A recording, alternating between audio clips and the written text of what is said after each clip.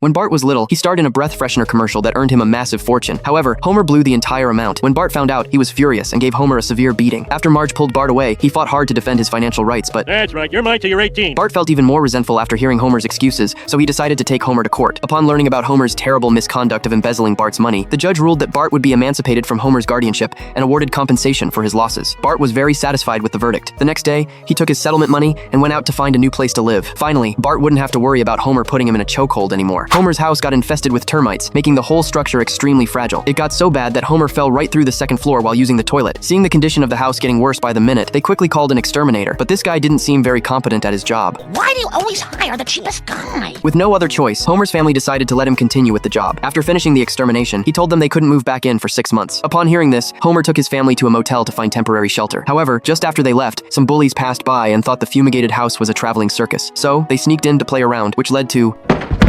Luckily, the exterminator got them out in time, or all the work to clear out Homer's house would have been for nothing. The Simpsons joined a reality show where the crew required them to recreate daily life in 1895. Naturally, plenty of hilarious moments ensued, like when Homer mistook a chamber pot for a soldier's helmet and wore it on his head. To make matters worse, he tried shaving with a straight razor and ended up bleeding profusely from his chin. The show became an instant hit and was loved by many. However, the producers weren't satisfied with the ratings. To boost them, they actually used a helicopter to airlift the house the Simpsons were living in. When Homer woke up and stepped out the front door, he fell straight into the water. This outrageous stunt enraged Homer. Once the house docked, he launched a full-scale war against the production crew. In the end, everyone on the team got a severe beating from Homer. So, the moral of the story is, you can mess with anyone, but never mess with Homer, or you'll end up with the same miserable fate as that TV crew. Homer accidentally found his long-lost wealthy brother, Herb. After an emotional reunion, Herb gave Homer a tour of his car company and planned to gift him a car. However, after looking around, Homer couldn't find a model he liked. So, Herb simply let Homer design a new one, and just like that, Homer took on the heavy responsibility. He had the designers sketch out a blueprint based on his needs, but he was far from satisfied with the result. So, he decided to draw the blueprint himself. By the day of the car launch, Homer's creation was not only an eyesore, but also outrageously expensive. In the end, Homer's design drove Herb's company into bankruptcy, and the two brothers went their separate ways. Homer wrote a letter furiously ranting about his stingy boss, but he was too chicken to mail it. Unexpectedly, Bart slipped it into the mailbox when Homer wasn't looking. When Homer found out, he rushed over like a madman, desperate to intercept it before the mailman arrived. But no matter what tricks he tried, he just couldn't get the letter out. In a panic, he decided to pour water into the mailbox to ruin the letter, only to be caught red-handed by the arriving mailman. Well, I'm still gonna run!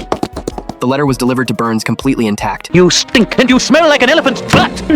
Homer was totally doomed this time. He not only lost his job, but also got a severe punishment from Burns. A mouse fell right onto Homer's head, and he was instantly taken over by it. Under the mouse's control, Homer grabbed some ingredients and whipped up a dish. However, the moment he tasted it, he immediately snapped out of it and decided to. I'll go get some rat poison.